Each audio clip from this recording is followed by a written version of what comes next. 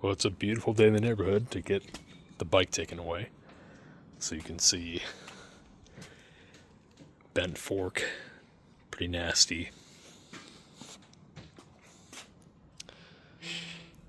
Whoever's getting this is getting the re-gear, the exhaust. We've got the other spare exhaust. These things are super cool. Passenger grab handles. I wish those would fit on the new bike, because I'd just snag them off. But of course they don't. Perfect Olin shock, dialed in. Absolutely mint set of tires. These S23s are amazing. And yeah, check out that frame damage. So we've got all the separation of all the things. And I'm lucky to be here. I'm lucky to survive the situation. So it's pretty crazy when you look at it and kind of see how the impact went, how I jumped off the bike. I mean, yeah, you guys can see just how far every tube, this tube is supposed to go to here.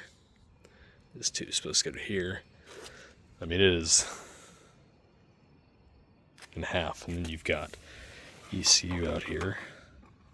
Poor thing got connector all screwed up.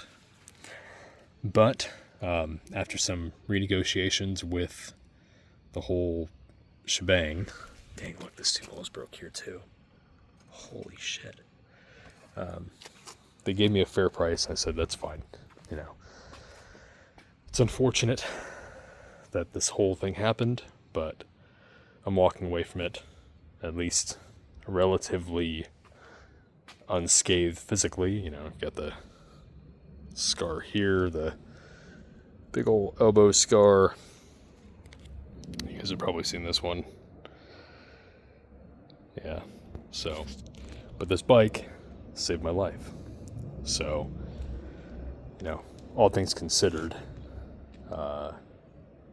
if it wasn't for this being so well built, I think I would be singing a different tune, you know.